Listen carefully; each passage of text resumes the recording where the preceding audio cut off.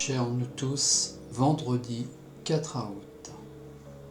Personne n'a le droit de dicter notre vie à part la vie elle-même.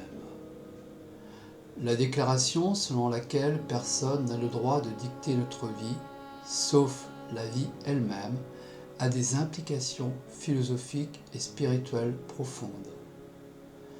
Cette idée peut être interprétée de différentes manières, mais voici quelques réflexions sur son sens possible.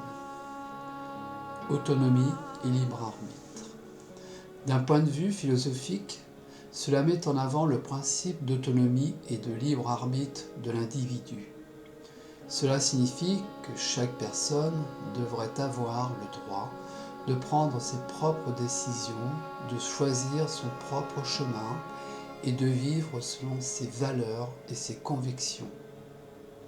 Cela souligne également l'importance de la responsabilité personnelle dans la direction de sa propre vie. Respect de la dignité humaine.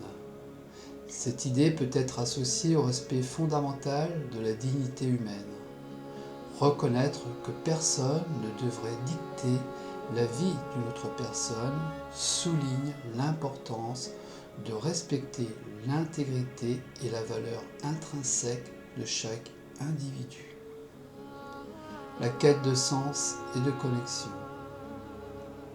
Sur le plan spirituel, cela peut être vu comme une invitation à chercher le sens et la connexion avec quelque chose de plus grand que soi, que ce soit à travers la religion, la spiritualité ou la nature.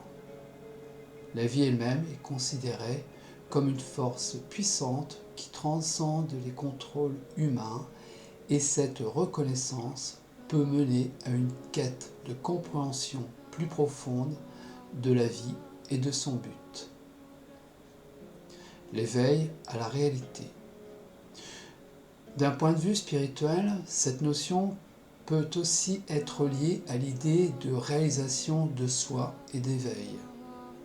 Cela suggère que le fait de réaliser que personne ne peut véritablement contrôler complètement sa propre vie ni celle des autres peut conduire à une plus grande conscience et une plus grande sagesse. Il convient de noter que cette déclaration peut susciter des débats et des interprétations diverses en fonction des croyances philosophiques et spirituelles de chacun.